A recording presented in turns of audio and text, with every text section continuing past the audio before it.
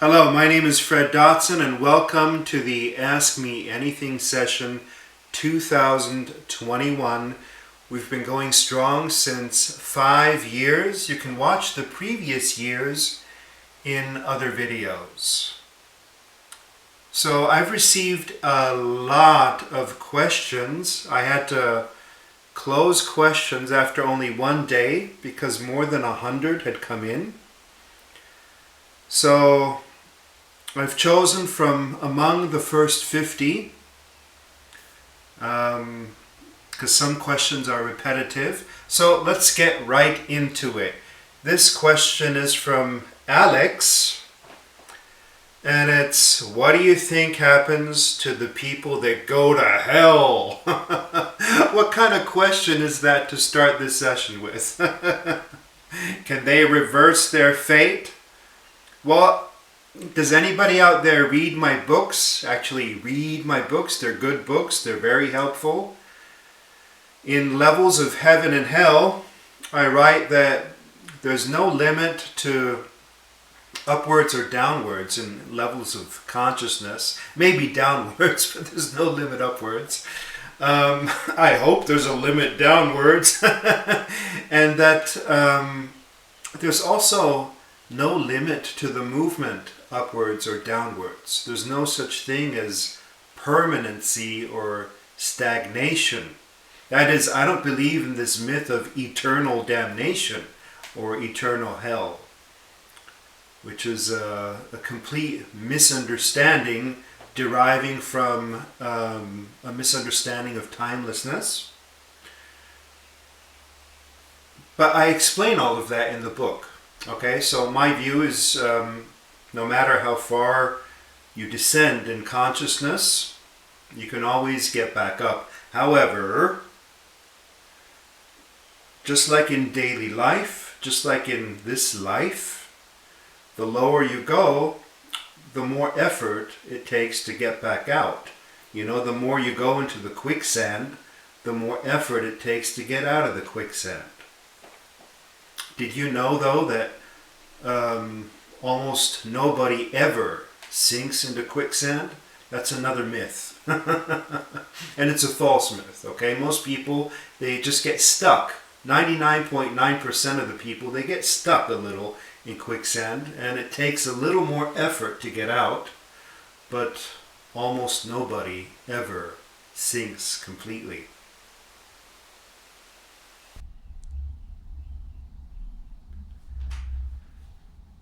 The next question is from Egypt, Ahmed from Egypt, and it's, which steps should be followed to create a timeless product?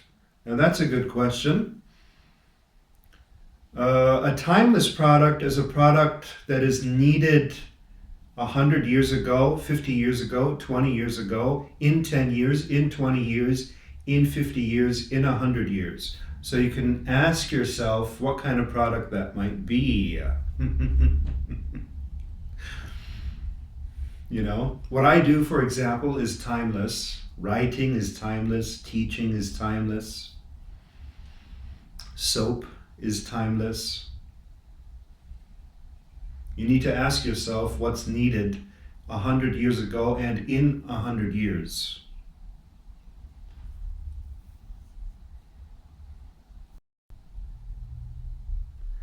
The next question is anonymous. It says, hey, Mr. Dodson, my question is, why do some religions think hypnosis is evil, especially Christianity? Well, there's two ways to go about things, either by reality creation, which is from within, me creating, or through influence, through manipulation, through indoctrination externally. One employs my free will, and my free will can go well or not so well. And the other is the idea that people need to be guided or trained or coaxed or manipulated or hypnotized into certain directions, and it does not involve my free will. That's why some people, including me, are skeptical of hypnosis.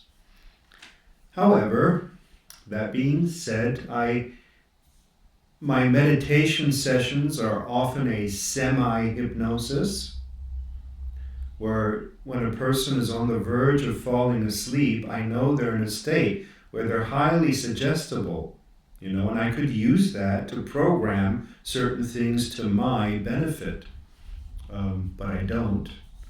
That's the disadvantage of hypnosis. You can program stuff that is not to the person's benefit. Of course, most people that come to hypnotherapy do so of their own free will, and then it turns into something positive, and the healer does their best to help them.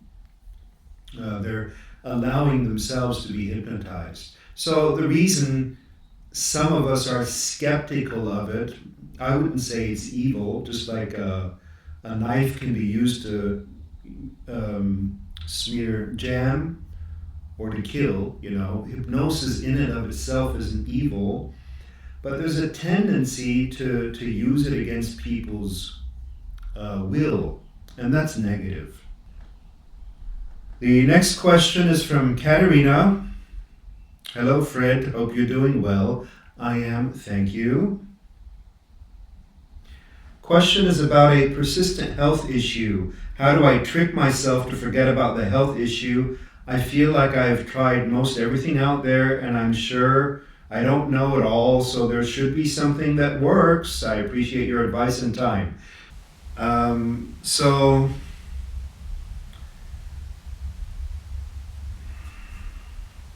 before looking for a solution, you want to be with it, integrate it, accept it, allow it to belong, allow it to be there. What you're doing is resisting. I can read that and feel it out of the email. Everything that is in your life is there for a reason. There is a reason you have this so-called persistent health issue, one of them being that you think it's persistent, by the way. So the first thing you want to do is know that it's there for a reason. It's good that it's there. We always see health issues as bad, but it's actually good because it's showing you something. It's pointing to something else. Okay, there's some kind of thought pattern or behavior pattern or lifestyle pattern that is not good for you, no matter how many people say it's good, not good for you, and that's why your body is reacting with a health issue. So once you welcome that and live with it and allow it to be and fully accept it, that's okay. It's allowed to be there. It's got something to teach me. It's got some benefit, some payoff. There's always a benefit involved. Then we can go look for means of healing. And I wouldn't limit it to any one method of healing. I try everything. And I do. That's how I deal with my own issues. There's no limit. I have done everything. I've done reality creation. I've done the parallel universes meditation as described in my book, which is fantastic. I've done traditional doctors. I've done alternative medicine. I've done Chinese medicine. I've done faith healing. I've done acupuncture. I've done psychedelics when I was younger to heal certain emotional issues. So I wouldn't limit myself. Never limit yourself. The universe is full of stuff that you can use to your benefit. But before all that, you want to welcome the issue fully. The next question is from Mark, and it says, what are the two most undervalued things in raising little kids from a reality creation perspective?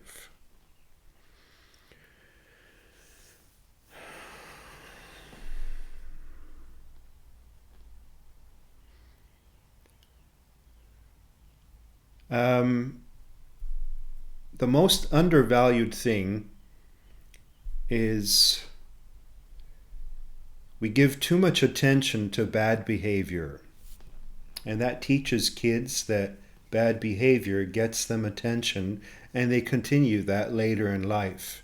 Every time they want attention, which later takes the form of money, job, relationship. If they want attention, they think they acting like a victim will get them attention, or being in a bad mood, or depressed, or shouting will get them attention. And unfortunately, it does. So we perpetuate this in society. I'm in a negative state, I get attention. I'm in a positive state, nobody gives me attention. Don't many of us know that? Because people know I'm always in a positive state, in a good state. They never ask if I need any help. But sometimes I could use help, I don't mind. So that's the most undervalued thing. You want to reward children's good behavior. Bad behavior, you don't want to talk about it so much. Not shout around, throw a tantrum. How many more times do I need to tell you that, And how many more times do you keep telling. That's why they keep doing it. They love it. Yeah, something inside them loves it when you freak out like that and give that negative behavior so much attention. What I do instead is I don't like it. I disapprove of it, but I also don't talk about it for hours. How dare you, blah, blah, blah, blah, blah. I just acknowledge it, and kind of look elsewhere. And what that means is that this negative behavior does not work to get my attention.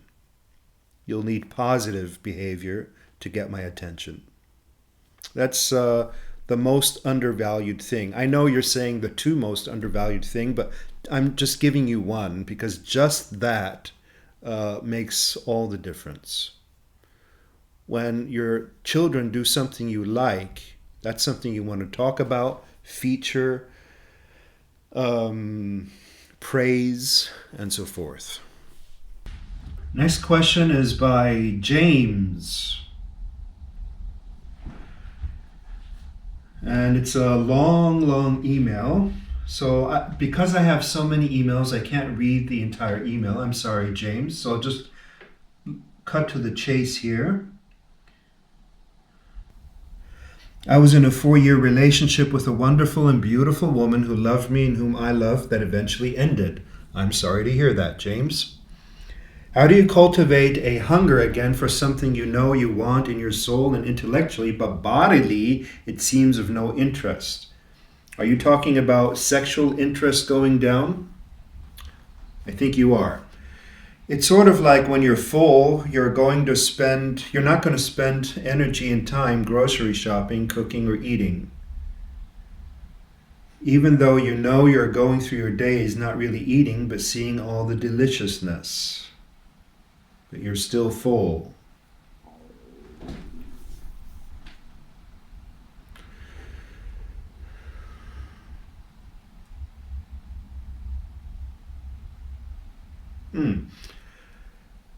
Well, that's a tough one, actually, because normally I teach that you should not force yourself to like something or like someone, but instead go with the flow and move on to that which interests you next and next and next. But with relationships, it's a little bit different. With relationships, they're an opportunity to reinvent yourself and change within that context. And if you lose sexual interest, it is because you haven't changed. And because you haven't changed, you see your partner the same way. You don't see other aspects of your partner. So passion dies down because the two of you become too similar. And if you're too similar and agree on everything, and you start going out and talking as we, there's a problem, okay? We think, we believe, couples like that, right? Couples who talk a lot in we terms, they don't have any more sex because they're too similar. They're like brother and sister. And what arouses sexual passion is difference, friction, you know. Having a fight once in a while is okay. It means you're different. You're of different opinions. And that's exciting. That's fun. It's no fun if everybody's the same. So that's something you can look at. I write about that in my book, Increase Your Energy. That's where I write about this friction thing. Just that can make a big difference, knowing that. You need to change, you need to develop, you know, and be different every couple of years. You know, if you're the exactly same person you were 5 years ago, the passion is going to reduce. But this is not only to do with sexuality, it's to do with everything in life. You know, you can develop, you can grow, you can change. You don't have to keep fitting into a small construct that you've outgrown.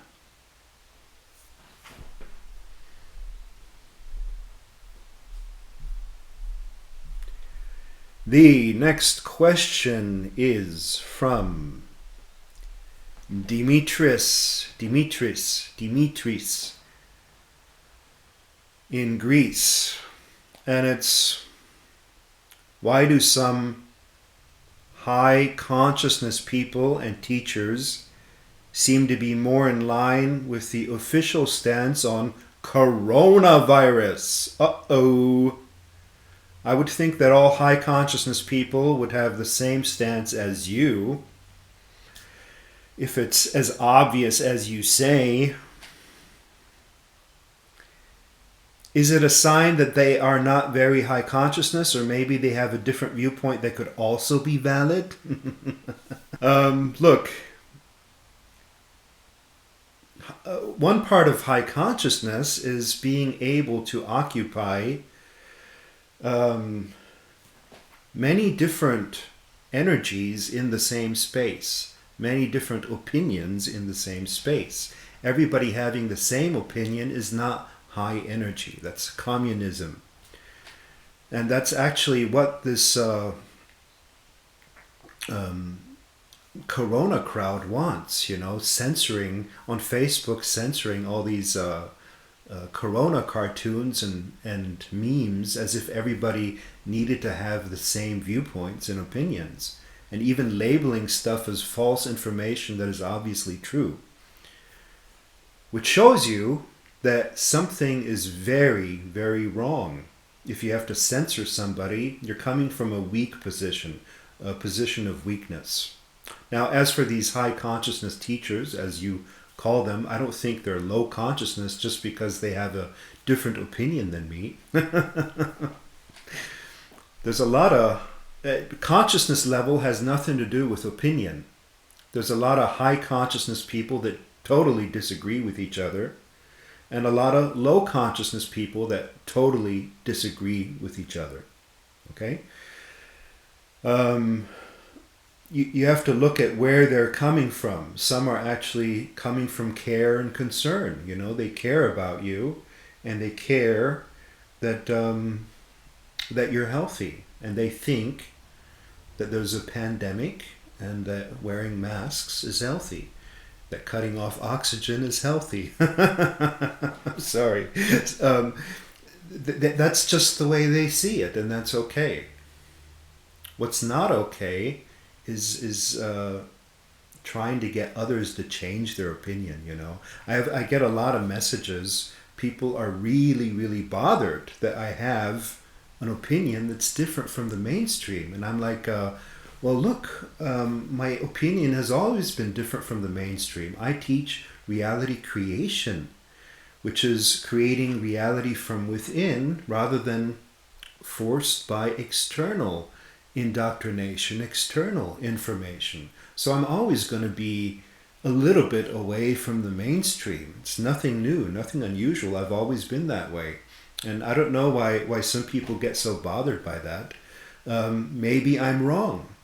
Maybe my view is invalid. I don't think it is, but who knows? And maybe they are right. But what this really comes down to, and what your email comes down to, is why do you require me or them to have certain opinions? Why don't you form your own? That's what I'm into. Form your own opinion. Form your own viewpoint. I don't care if it agrees with mine or not. I care that you form your own. You have this onslaught of information from outside, okay? Anti-COVID, pro-COVID, anti-vax, pro-vax, blah, blah, blah. It's an onslaught. And reality creation is truly saying, hold on a minute, let me feel within myself and see what my thoughts are, my feelings about this, my attitude toward it. Maybe based on my research or based on others' experiences or experts I trust, but nonetheless, too much onslaught does not allow you to form your own thoughts. That's what indoctrination is all about. Believe this, think this, do this. And we don't only have that since COVID. COVID just reveals more of it. It's always been there. An incredible media onslaught of thoughts and beliefs and fears. Fears given to us from our parents, fears from society, fears from schools, and so forth. So feel and think before you choose to buy into others' fears. As for these other high consciousness teachers, most of them are aligned with the so-called official version, and that is fine. I'm not in the business of approval seeking. Never have been, never will be. The next question is from Victor, and it is, what is the vibration of polygamy on the energy scale? I don't know. It depends upon who is asking and how they practice their polygamy. So in levels of energy, I say that sex in general, bodily, because it's bodily, is in the 200s. And you can spiritualize sex. You can bring it up to the 300s and 400s by adding love and appreciation into the mix. That's how you get it higher. So in polygamy, there's usually less of that. That's why if you're going to practice polygamy, you need to up your appreciation and love of the people in order not to contaminate yourself too much. In other words, energy exchange is very real. Okay, you exchange energy with the people you have sex with. I don't know, most people don't seem to notice, but that's the purpose of sex. That's what sex is all about. It's a total exchange of all thoughts, all emotions, all experiences, a total merging. So if you're going to practice polygamy, you need to be choosy, number one. I don't practice it. because it's a hassle. But if you're going to practice it, you need to be choosy and picky because you're going to mix energies, number one. And number two, there should be an element of appreciation or love. If you have that, some kind of bond, then you're protected from the mixing of everything. Love acts as a protective shield. Okay?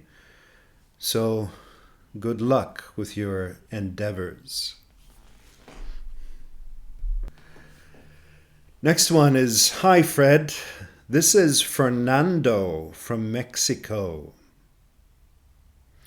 I'm wondering, what's your opinion on dark matter? It's supposed to be the vast majority of matter in our universe, but it cannot be seen, nor absorbed, nor reflected. The effects of this matter can just be indirectly seen on normal matter through its gravitational pull. I like to think that maybe we are indirectly feeling the presence of a next higher realm that we cannot totally and clearly see. Wow.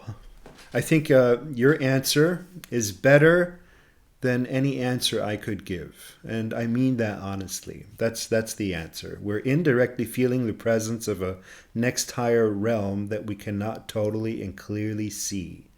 Kind of spill over. You answered it. The next question is, how can I balance between focusing intentions and acting as if? I've already answered this question in many past sessions. It's making an intention and then letting go of the intention and living your life. And while living your life, you can feel as if, or even sometimes act as if. And then later, you can make another intention or repeat the intention. So you can't do both at the same time, obviously, but you can do both at different times. That's why we have time, so that you can do different things.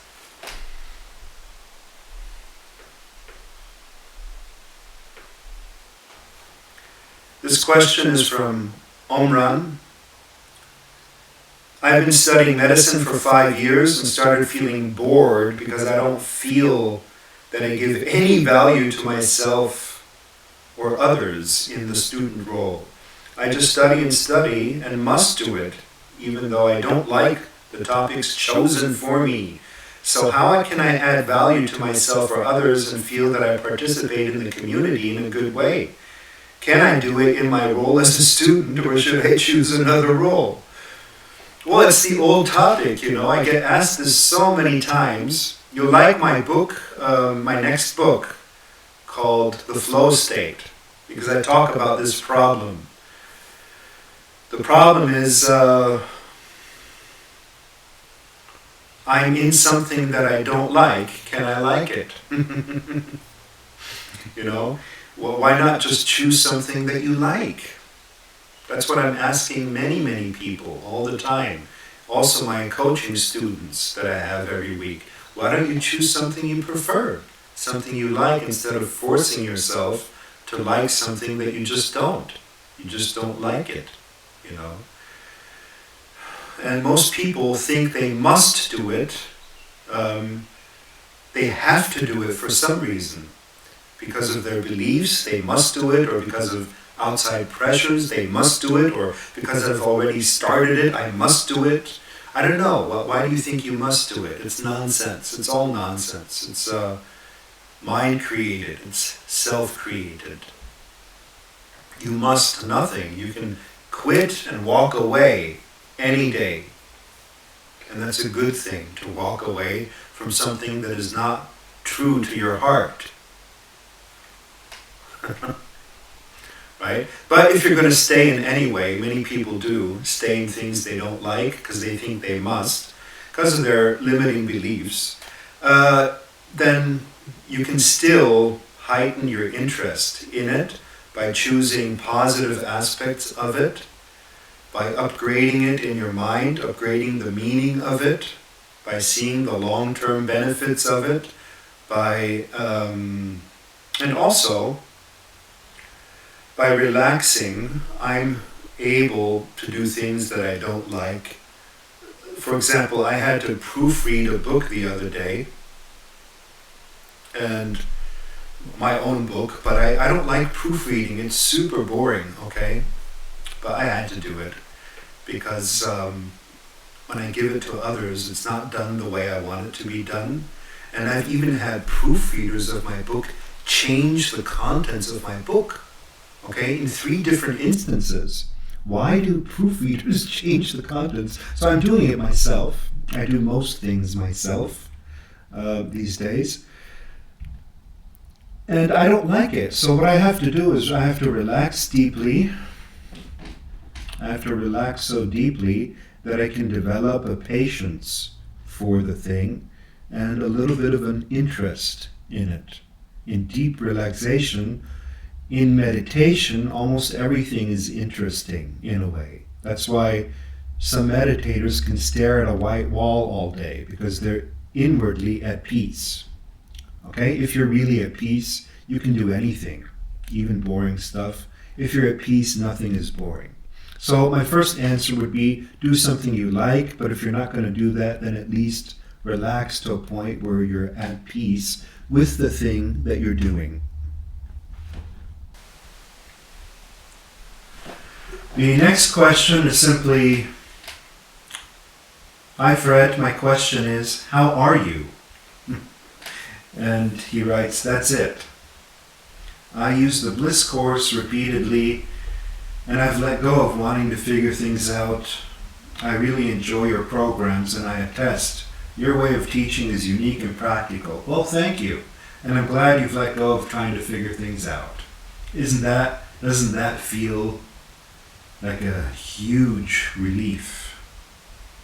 And interestingly, once you let go of trying to figure things out, you figure them out rather rapidly.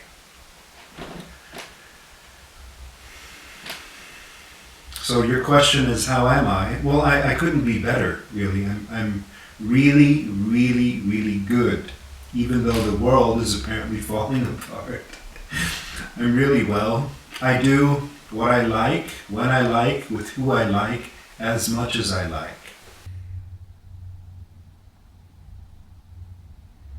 So this email says, my name is Asma, I'm 18, I'm from Syria. Wow.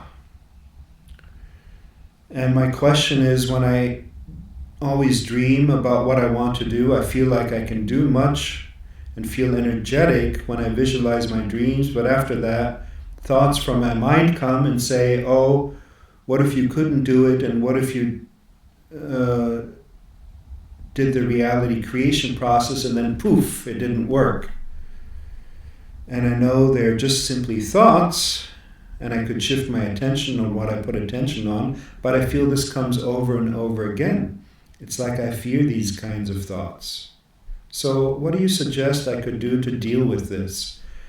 More of my book, The Reality Creation Technique, because that book deals with handling doubts. There's a reason you have doubts. You don't want to get rid of them. You want to integrate them. They belong. It's okay to have doubts. That book teaches that it's okay to have doubts. Even despite my doubts, I will keep focusing on my goal. Despite my doubts, I'll keep doing stuff for my goal. Despite my doubts, I'll keep going for my goal. It's okay. Because as long as you waste energy resisting them, you're focused on your doubts. You're like, oh, it's okay. So I got these doubts, and I also got this goal. That's how it works, really. It's not a getting rid of doubts. It's a welcoming doubts, understanding why they are there, and that it's okay that they're there. There's a reason for that. So what this means is that your focus needs to get more immersed into your goal. You need to get more interested in it, do more for it, get more loyal to it.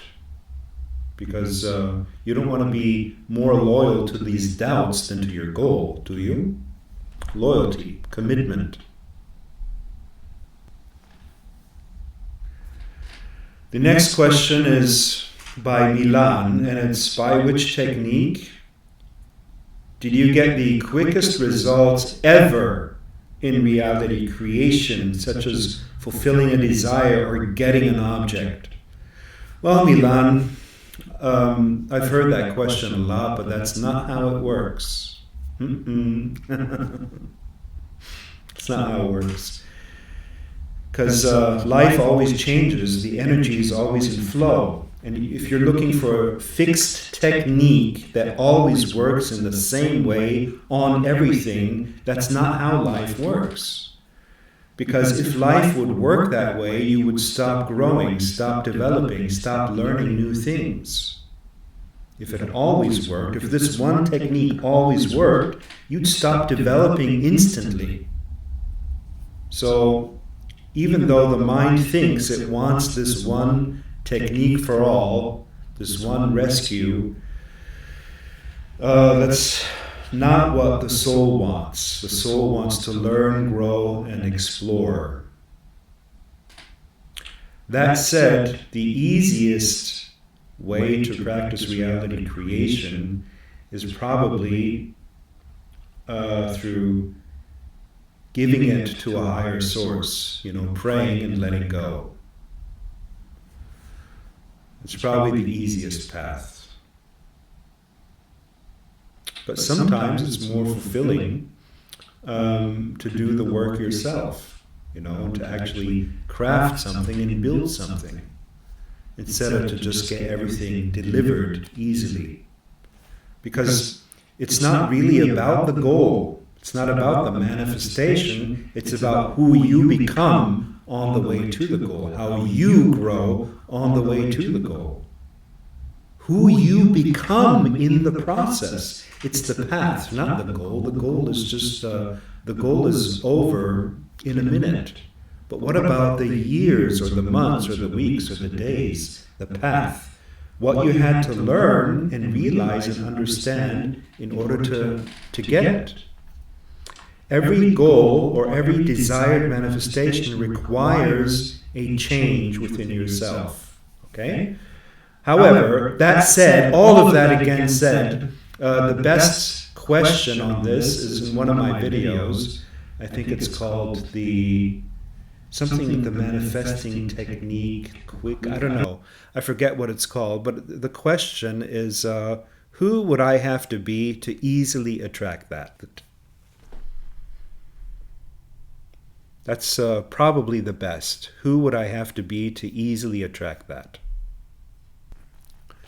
This next question is from Amal, and it's how can I give myself the authority to decide and take the lead, then to trust my decisions? That's like asking me, like we're sitting in front of a swimming pool and you're asking, how can I learn to swim? Well, you need to go into the water. If you want to take the lead, you need to take the lead. If you want to trust your decisions, you have to make more decisions. Quick decisions and more decisions. Like if you have difficulty deciding, one or two decisions, make 100 decisions a day. Many small decisions, middle decisions, big decisions. I make very quick decisions in order to practice leadership and authority and trusting my leadership and authority. I also know that many of my decisions are going to be wrong, and I do it anyway. Because every wrong decision helps me learn. No decision does not help me learn. Wrong decision helps me learn. So I'm not afraid to make many wrong decisions, because in the many wrong decisions, there are also many right decisions. I've practiced this for years, making many decisions, even if they are wrong. This is about appreciating yourself. So what if they're wrong? You've learned, okay? The next question is from Safai, and it's, how can one protect themselves from others' bad vibrations and emotions? I personally have a tendency to absorb others' emotions and consider them mine. Oh my goodness. Look at that sentence. That sentence there is the problem. I personally absorb others' emotions and consider them mine. That belief, that sentence, that just saying that is a problem. You need to release that. Never say it again. Never again, okay? Because the way you define yourself is the way you create your reality. That's a self-definition, a negative self-definition. Number one. And number two is I tend not to hang out with people with bad vibrations. I distance myself. I go away. I go somewhere else. And if I have to spend time with them anyway, because they pay me to, I flow appreciation, compassion. Because appreciation, love, compassion is a protective field, as I said earlier in this video. Whether it's in business or in private life or with business or with partners or friends or even in sex, Love is a protective field. And if you cannot bring up any love for these negative people, at least be neutral. If I'm in the presence of somebody really bad, I mean really, really bad, let's say criminal level bad, I usually put on the neutral face, totally neutral, like, yep, okay, gotta be on my way now, have a nice day, bye-bye. Works very well because neutral does not give or take any energy. The moment you resist, you start getting involved with these people. Resistance, if you resist somebody, your energy starts mixing with them and getting involved. That's why I stay neutral, because I don't want to mix with that at all. Just totally neutral. This is from Anne Marie. I have a question. You wrote, there is no pandemic, period. I believe that there is no pandemic for you, but for people not vibrating as high as you, there sure is. Or there is. So both would be true. Would you share your opinion on that, please? Thank you so much. Well, what I'm saying is not really that it's not true for me, but true for others. I'm literally saying that there is no pandemic as such. And I know that's controversial. I know it causes cognitive dissonance, which is painful. It's emotionally painful because your trusted friends and media and everyone says, well, there is a pandemic, and then there's somebody else you like, and they say there's none. And that just doesn't mix. So then you say, of course, oh, maybe both are true. And that feels better, of course. You know, both are true. Ah, that feels good. Now I can relax. Now there's no cognitive dissonance. But that's not really what I'm saying. I'm literally saying that we are being misled. And that's okay. It's okay to, in general, it's important to learn to be able to hold different opinions and to accept that these people have this opinion and these have this opinion. You know, for example, well, in politics or in religion, you know, the ability to hold vastly different opinions and be okay with that and sit in the same room. It's very important.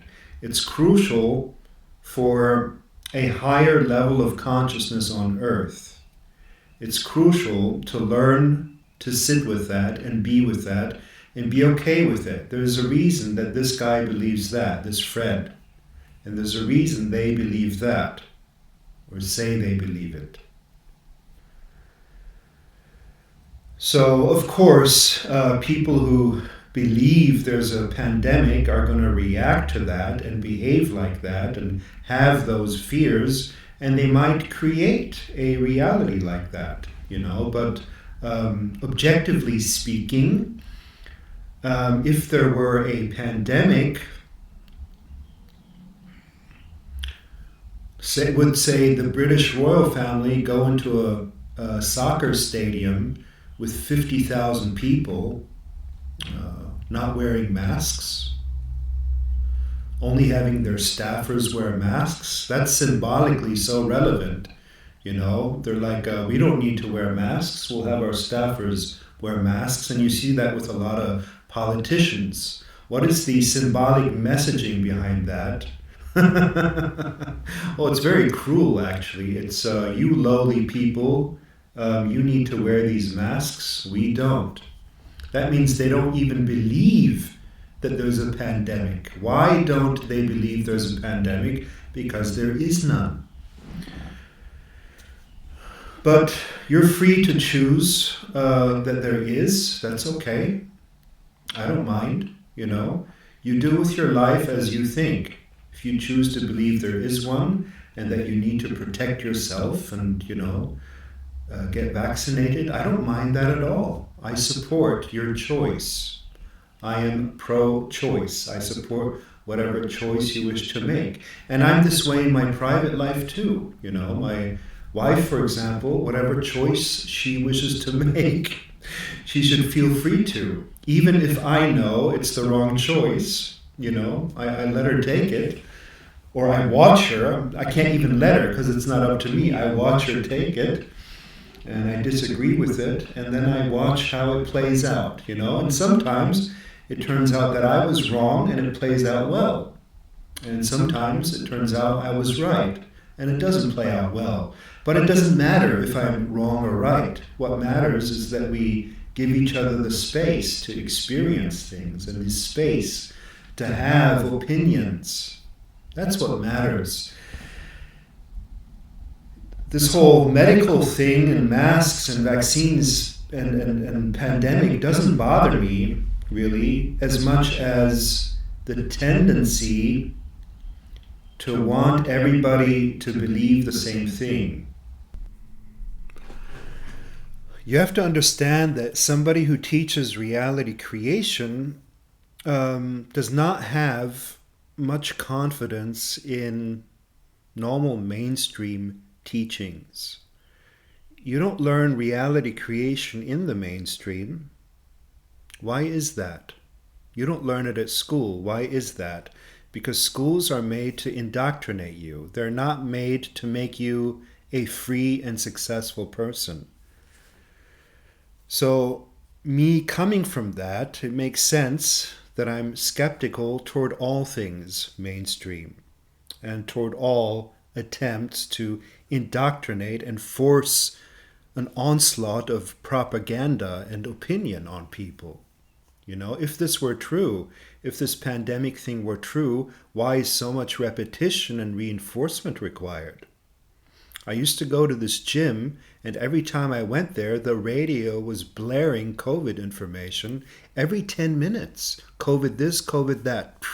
I eventually canceled my membership there because they wouldn't turn off the radio. I found out they weren't allowed to turn off the radio. Government regulations said they needed to keep it on. Why? To keep repeating and repeating the message. Now, I know from reality creation that if something is not true, you keep repeating it, and eventually it becomes true for people. So it might be true now for them. It probably is true now, but it's a created truth. It wasn't there to begin with. And again, it's their truth, it's not mine. Even if everybody says so. And people also say to me, they say, well, they can't all be wrong, you know. Fred, how can they all be wrong? Well, look at history. Look at history. Look at World War II, World War I. They can all be wrong, you know. Hundreds of millions of people can be wrong at the same time. It's called a mass delusion. And if you disagree with that, that is completely fine. I still send you all the energy and love you can handle. Have a nice day.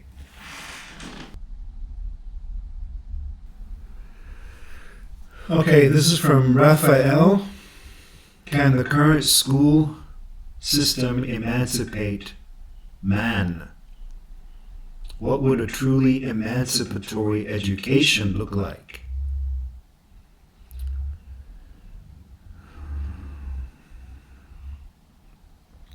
And the email before that talks about school being used as a tool to perpetuate a dominant culture, and that emancipation means to decide one's own destiny. Well, indeed, that's what I've been talking about during this video.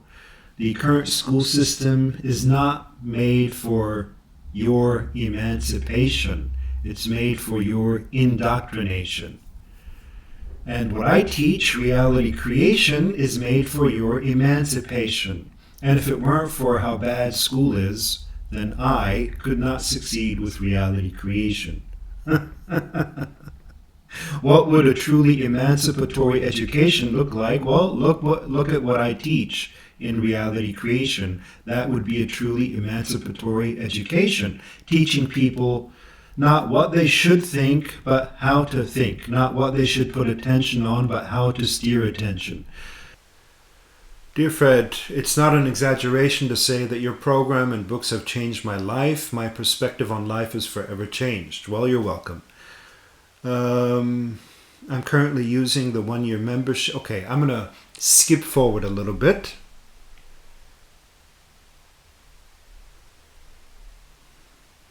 I had a moment in meditation that was extremely unique.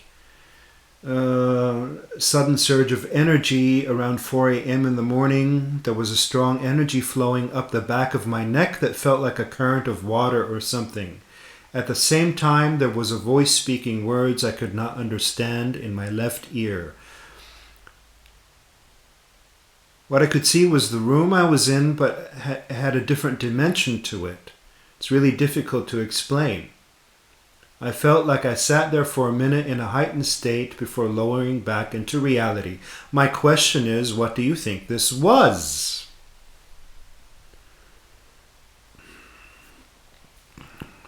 Well, it's a higher state of consciousness.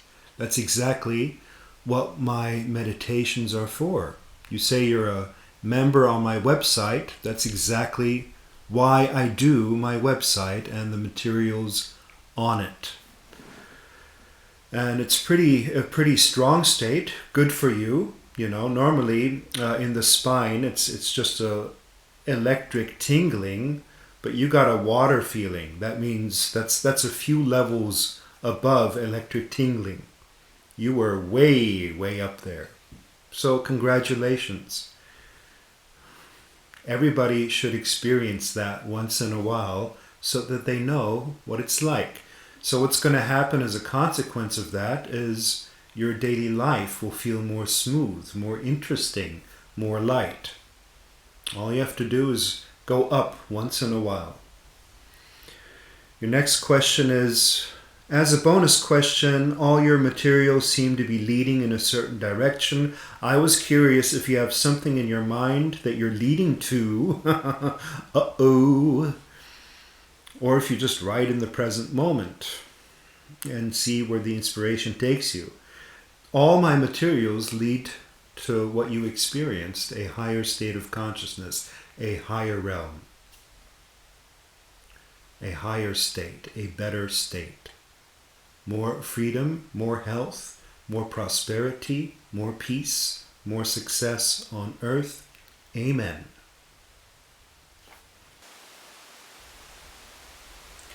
This is a question from Arthur from Cosmos. What about reality creation do you know and understand now that you did not 10 years ago? Oh, that's a good question, Arthur. Very good. What I understand now that I didn't understand 10 years ago, it's easier than I thought. I don't need quite as many techniques as I thought. In fact, nowadays, I don't use any technique anymore except for making sure that my sense, my feeling is good. My state is good. Because in a good state, that's acting as if all is well, by which then everything is well. So I rarely use any techniques, sometimes, once in a while. I didn't know that 10 years ago. 10 years ago, I thought you really need this technique and that technique, and I wrote several books full of techniques, and all these techniques were helpful to get me to the point I am today. I'm not saying they're useless.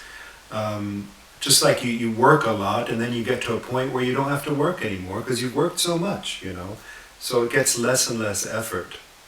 But if I could go back and change something, I'd probably emphasize more how little effort it can sometimes take if you're in the flow.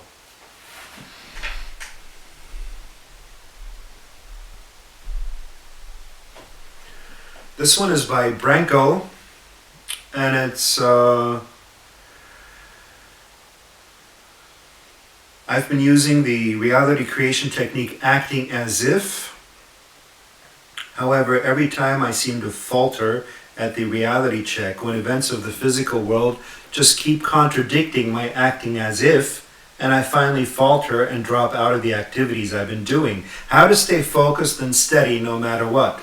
Actually, as I'm writing this, I'm getting a voice within giving me some answers, but it would be awesome to hear your viewpoint on this.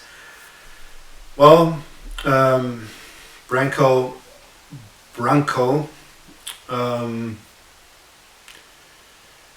that's what I just said applies to this. I often just feel good, and that's acting as if things were going well. And that's easier to do than specific acting as if activities. Just feeling as if all is well. And then all is well.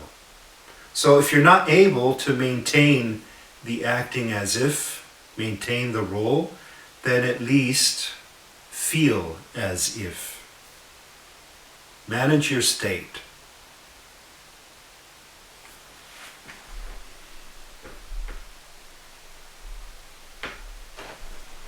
If your state goes down, that's when to wake up, and do something with yourself in silence to change your state. Or even inactivity. Sometimes just doing an activity can change my state.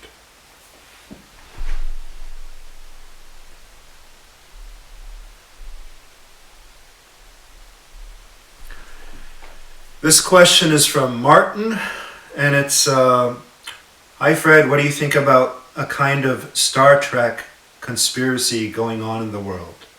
I had the idea some time ago and found it entertaining. What if influential people like Jeff Bezos,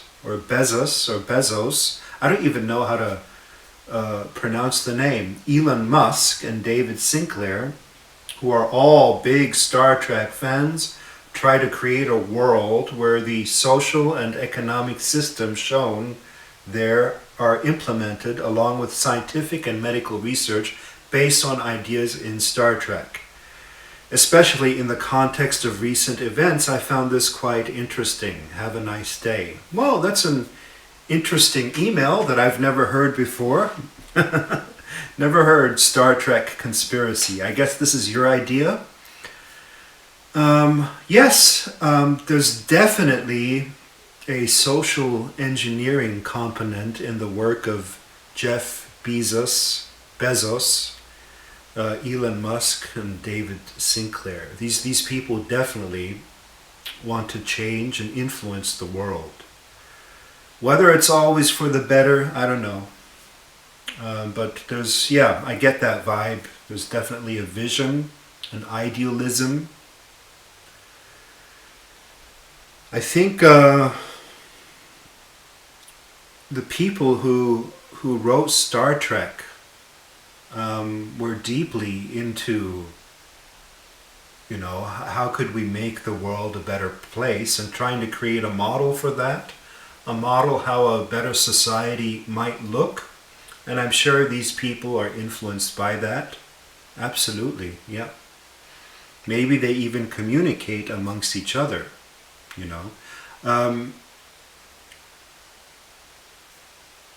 What I want to add to that is that there are positive conspiracies going on. You can't call them conspiracies anymore if they're positive, but I call them positive conspiracies. I do believe that. I don't know if it's by these people, but I know there's good stuff happening. That there's a lot of good people working on good stuff. And I also know that from personal experience. I talk to a lot of people. I get to coach with a lot of interesting people who are doing a lot of interesting things and positive things. So, it's not all, when using the word conspiracy, it's not all doom and gloom. There's good things happening in secret and bad things happening in secret. And is there a Star Trek conspiracy? Well, there might be. There might be.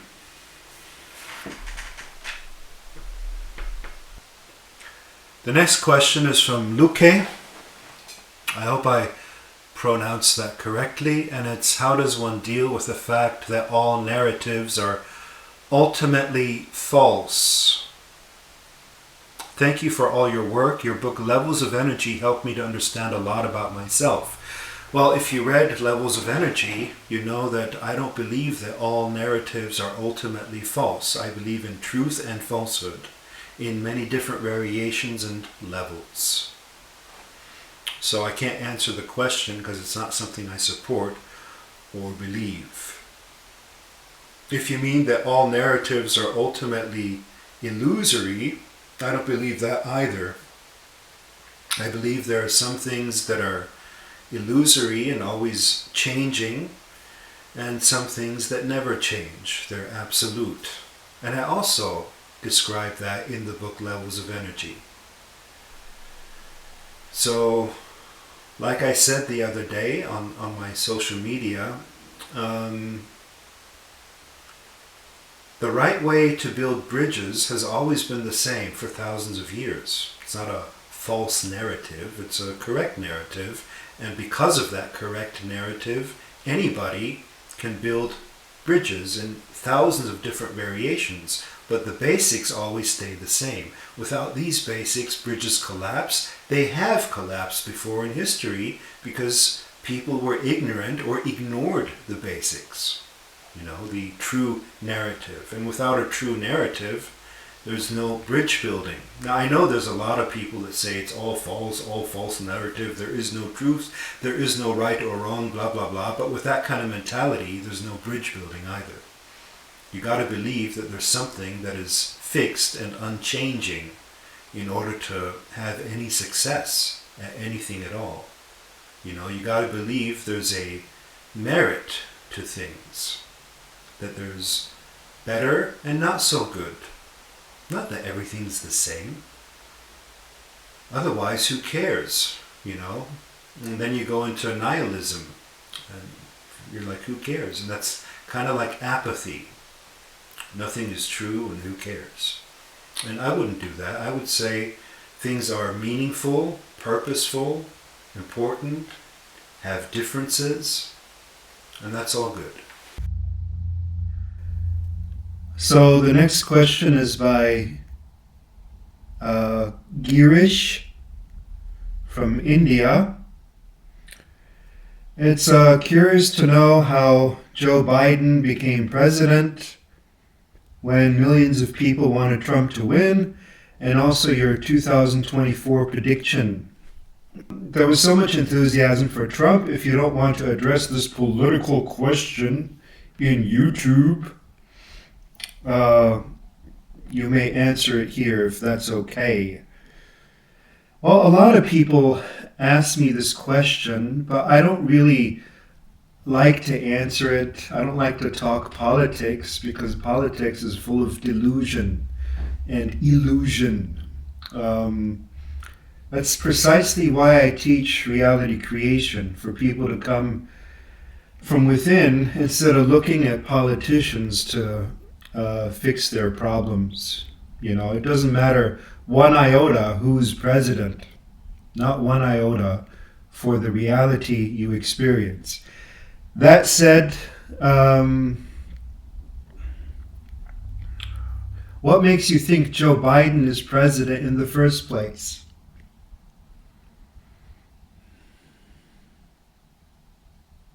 Who told you that? On Joe Biden's inauguration day, he had 6 million followers on Twitter compared to Trump's 88 million, the 88 not being a coincidence either, being fixed by Twitter that way. But Joe Biden had supposedly had 6 million followers, unless Twitter fixed that too. Twitter fixes a lot. Can't stand them, really. So Joe Biden has 6 million followers, and according to Wikipedia, Joe Biden got the most votes in the history of every president who ever lived. More votes than John F. Kennedy, more votes than Obama, more votes than Trump, more votes than Anyone. Okay? He's the top most popular, single most popular president of all time, Joe Biden. But he's only got 6 million followers on Twitter, which is less than Obama, Bush, Clinton, less than all of them. How is that possible? Just alone by that, there's so much more one could say, but just alone by that, you realize there's something way, way off, sketchy, dodgy, fishy. So that's why I don't want to get into it. It's full of delusion and illusion, and people who are deeply invested in politics, I feel sorry for them because they don't know who they're dealing with. They don't know who these people are. A bunch of liars, if you ask me, It's just, you get into it, and no matter from which angle you look at it, you see lies. So in this case, in this particular example, either Twitter is lying or Wikipedia is lying. Or Joe Biden is not the president. Maybe he was just put there as a puppet to lure China into thinking he's president. Seriously, I'm serious. Who knows what crazy games these people play? In any case, I highly doubt that Joe Biden is in charge. And for that matter, I don't know if any president was ever in charge, because this is nothing new. Discrepancies like this is nothing new. I've been around for a while, and who knows? Who knows if any president in history has really been in charge, or whether policy is actually made in the background by another group of people. So a lot of people have asked this question. This is my answer to it. I have no idea. Seems sketchy to me, seems strange to me, but other than that, who cares really? Who cares? Take care of creating the life you want and your reality, and all else will take care of itself. Others will take care of themselves.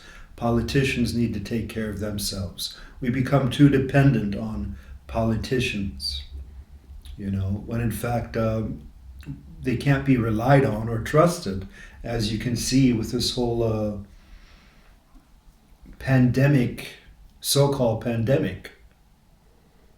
And that's precisely why I teach reality creation, so that people find the tools to make their own happiness and their own life and their own success. You know that I have no problems whatsoever in my life. Haven't had any problems in about 20 years. 20 years.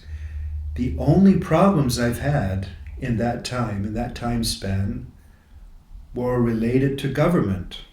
Me not getting a visa to do a certain seminar in a certain country, me having to pay more taxes, me having to not build something in my garden because the government says I can't.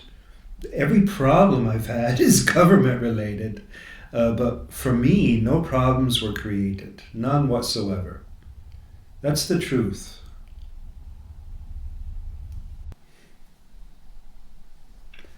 Next question is, "Hi Fred, my name is Lanisa. I love your articles and books. They've helped me gain a lot of insight, so I'll cut to the chase. When implementing the pure technique, can you also change someone else's reality once you step into that preferred reality with said person? My friend has arthritis really bad, and while I'm offering holistic remedies, wouldn't it be easier to step into the reality where he isn't suffering from arthritis to make the issue non-existent for him in my perceived reality, or is it solely up to that person?"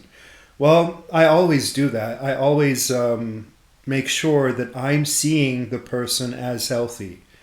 I'm living in a reality where the person is healthy. I do that regardless of whether it's going to work or not, because it certainly has a positive effect if I can see and treat somebody healthy.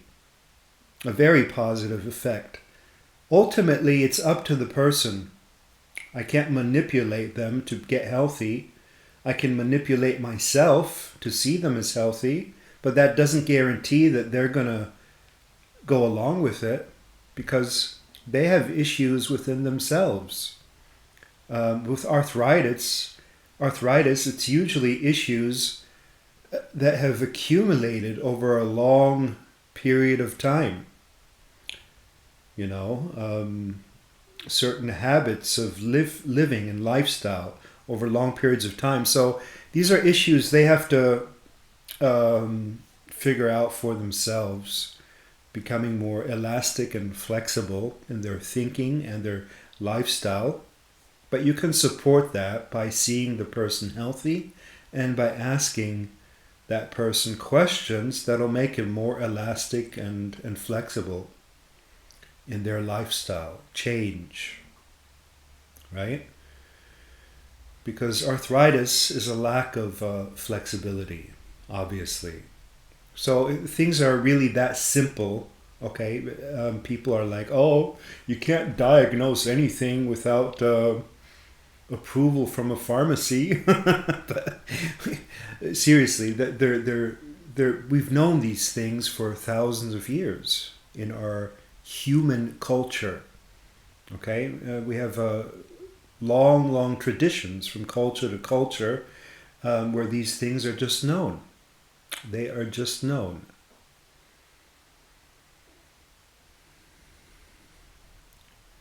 The ancient medicine man knew them, and we know them today.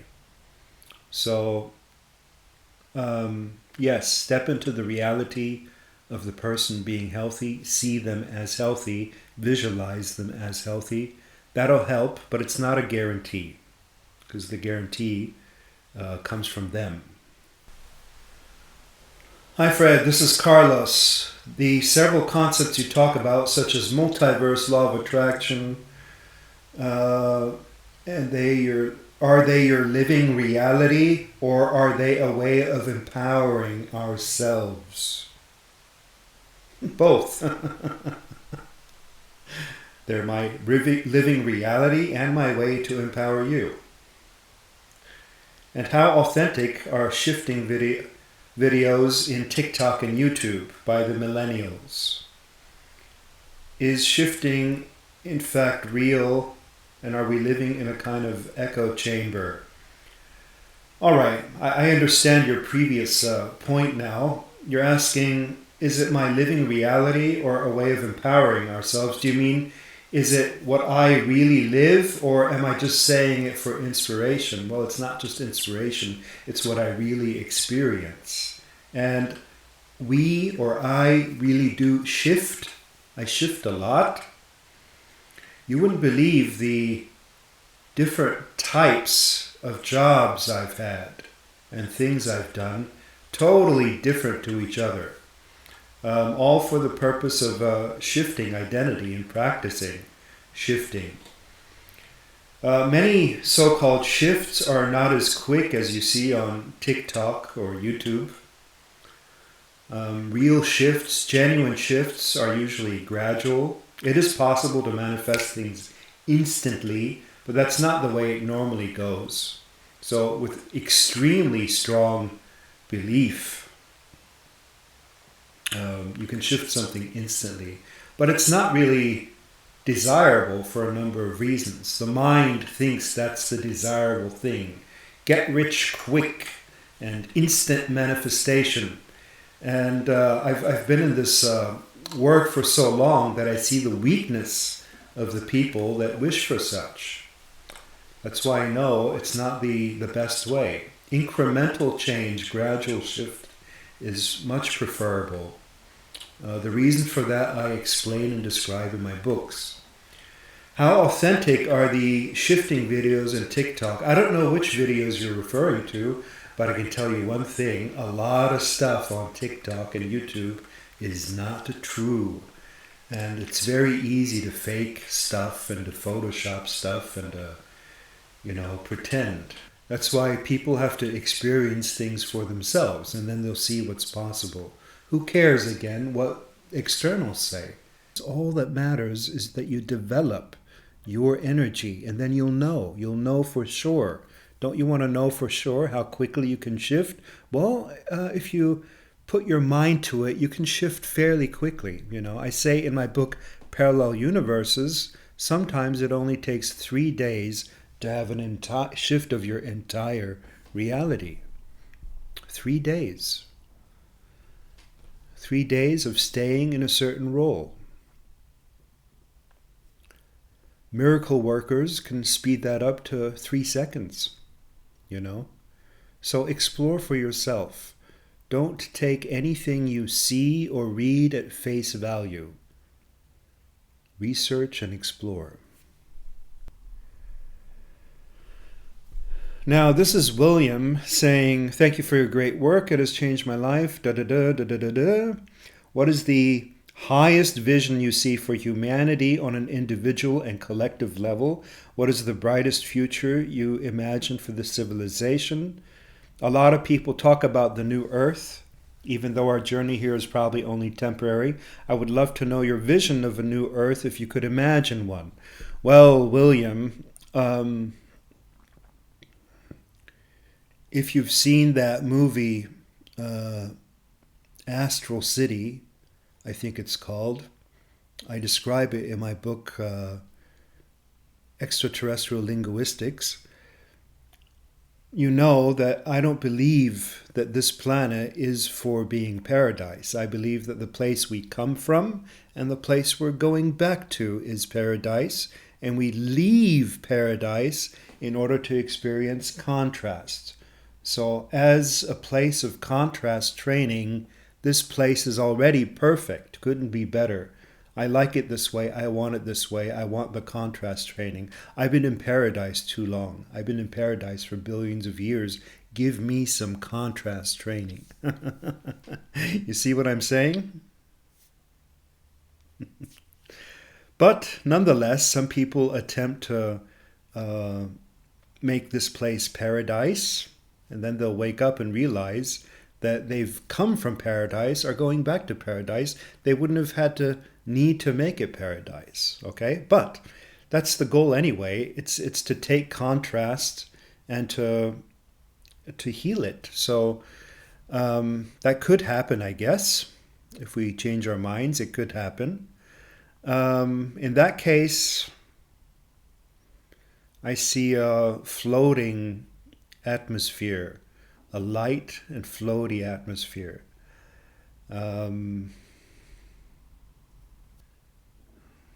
Well, pretty much like it already is on other planets and in higher realms. Which brings me again back to why would I also want to make this planet that way, right? I got to be honest with you. It would be, I've seen other places, what they look like. Light, lots of light. Some have very advanced technology. Some don't. Flotation as travel.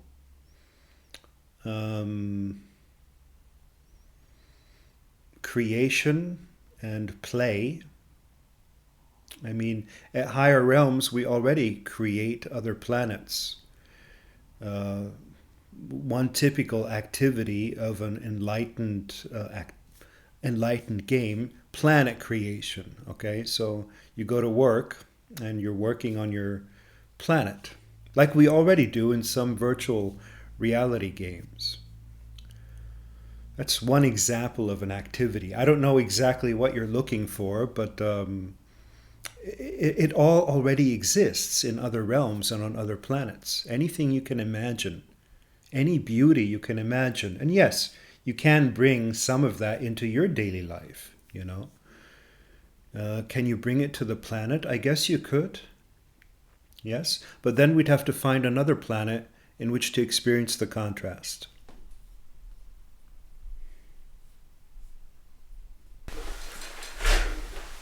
So this is a question from Pierre, and it says, what is the background of our guide?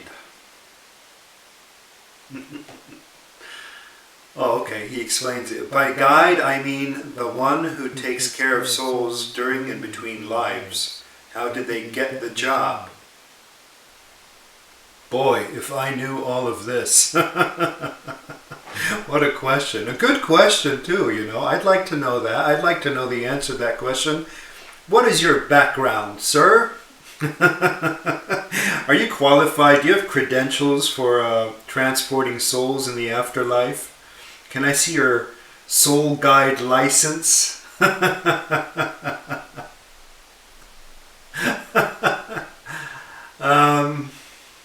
Yeah. I wish I knew. I think it's a very good question. It's because it takes a very high level of consciousness to stay calm during such a afterlife transition. Most people are so excited and excitable that they're blind to what's actually going on. You can only see what's really going on if you stay calm and neutral, you know. But most people are too excited. And when they're excited, you can really do anything and it'll go unnoticed by them. So it takes a high level of consciousness to stay calm in light of amazing things happening in the afterlife. How did you get the job? What's your background? Great question to ask. I don't know the answer because I forgot. The reason I forgot is because there's amnesia when we come here. I only remember this and that. Sometimes I have out-of-body experiences where I see this and that, but the answer to that I have not seen yet. The next email is from Inga. I have a question about the principle that all is one and that opposites must exist, that there's no light without darkness, no peace without war, that if the pendulum swings in one direction it has to swing back equally in the other direction to balance it out. Doesn't it mean that a world without war, illness, and sorrow cannot exist? That if you could eradicate the bad things, you would also destroy their counterpart? So isn't a world where everyone is always happy and healthy a paradise impossible? Is this world where good and bad things can happen the only possible one? Of course, you could say that there are different realms that balance each other out, like paradise and hell. That would mean that as long as paradise exists, hell will exist too. As long as some of us ascend, some of us will descend. There cannot be a time where everyone ascends to the highest realm because that would destroy the balance. What do you think? Well, I think what I wrote in my book, Levels of Energy, I do not believe in this. I do not agree with this. I do believe in the principle of polarity and pendulum, but that's only one principle, one law within a greater whole of many different laws. The law of attraction, the law of forgiveness, which by the way cancels out the law of karma and the law of polarity, just forgiveness.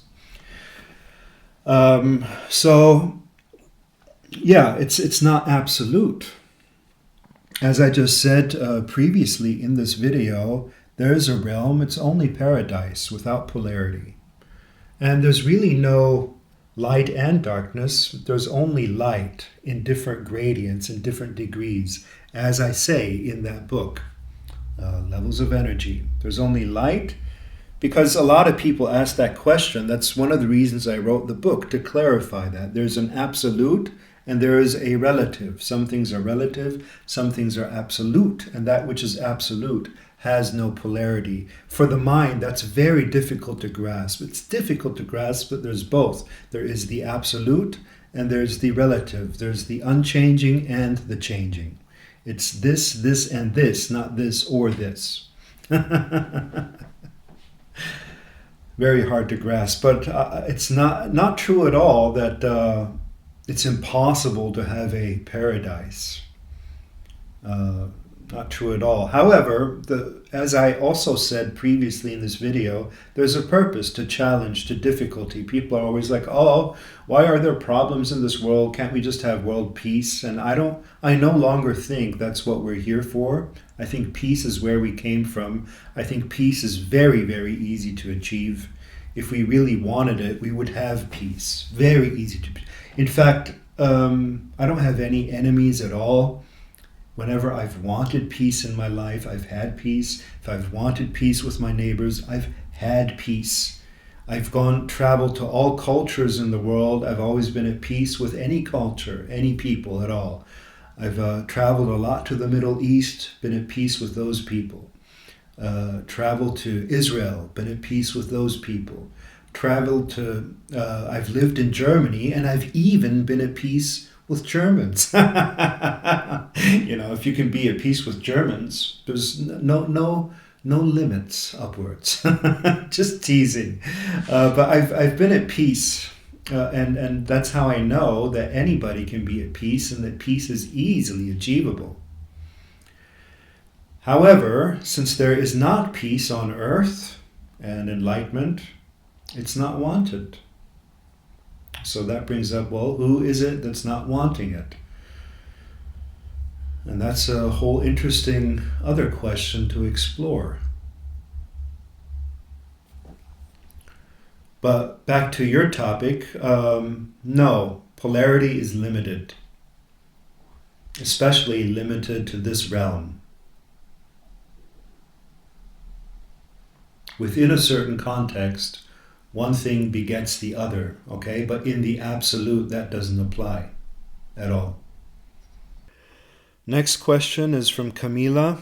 How does one differentiate between intuition, projections, and instinct? Read my book Intuition Training, as well as my book The Intuitive Awareness Method. Projections is the stuff that you normally judge and think. You're used to those. And intuition is more when you relax, silence your mind, and take back the projections, looking at a thing neutrally, the first impression you get, the first hunch, without all the usual thoughts. Okay? So projections are things you're used to. That's how you know they're projections. And intuition is more receiving.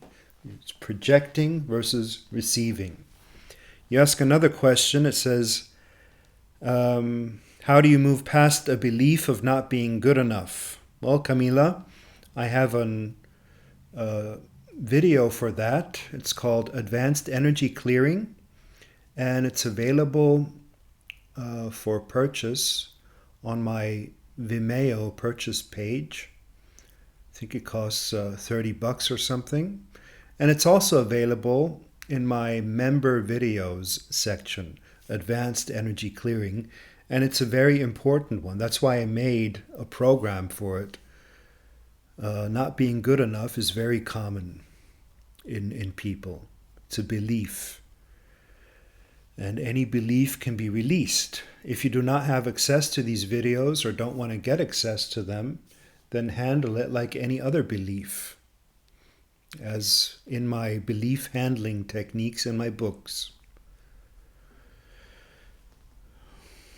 What are your favorite activities to get into the zone? Again, I have to refer you to my upcoming book, The Flow State.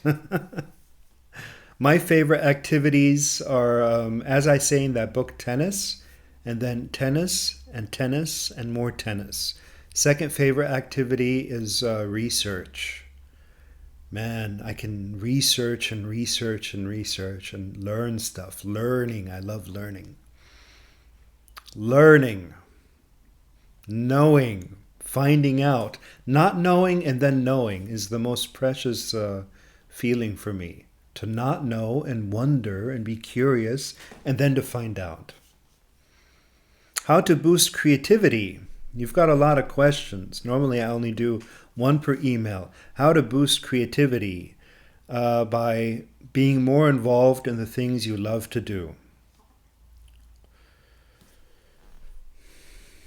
Looking forward to watching the video and your new book and course about flow. Yes, my upcoming course about flow is so good. I agree. See you there. The next question is by Falk. Thank you for the expansion of my consciousness through your amazing work. You're welcome. Just doing my job. Do you know? Okay. The first question is, do you know about the status of Earth in the Galactic Federation of the Milky Way? Wow, what a question. The status of Earth in the Galactic Federation of the Milky Way. Wait, just got to make a phone call, ask about the status, okay? My contacts in the Galactic Federation. No, I don't. Well, I have a hunch. Yeah, I kind of do, I guess. I have a hunch that Earth is a little bit quarantined, isolated, do not intervene. Why do not intervene? Because we came here, in my understanding, we came here for the challenge, coming from a higher realm to a lower for the challenge. So do not disturb, big do not disturb sign. Second question, do you know about galactic laws connected to Earth? I don't, but I just told you my hunch. That's the impression I get from everything I know, from all things I've researched. That's the idea I have about Earth's relation to the rest of the galaxy. And third, do you know what you have to achieve as a human to get in contact with the galactic community of highly developed civilizations? Well, let me see. If you go visit a zoo, do you wish to hang out with the monkeys there? Maybe for a little, but all day, all week, all month? Probably not. Why? So it's not like highly developed civilizations are seeking contact. You know, they know what we're up to here. It's known. It's like, imagine you're going into a game zone. There's some building full of games, and you're going into that game zone, okay? And you totally get into it. You forget it's a game. And then you ask me, in the middle of the game, Fred, say, do you think some of these people outside of the game, outside of this building, want to get in contact with us? Do you think I could make contact with them? You see how from this perspective the question is a little bit odd? I'm like, yeah, sure, you can make contact, just quit playing the game and stop pretending you're in a game and leave the building and make contact with them.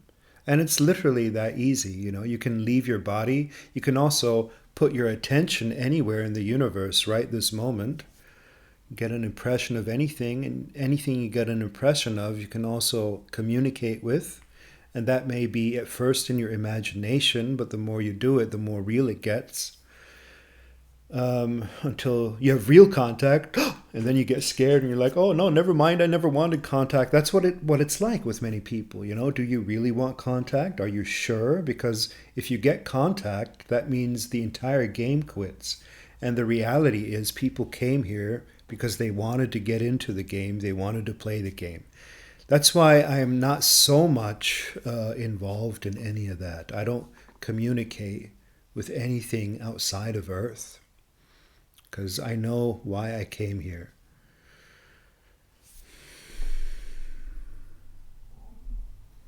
But yeah, if you wanted to do it, it's fairly easy. Easier than you think. Judging from your questions, easier than you think. Now that completes Ask Me Anything 2021. It's been a great session. Fantastic, fun questions. I had a lot of fun answering them. Thank you very much. And I'll see you again for Ask Me Anything 2022. And who knows by now how much more the world will change by then.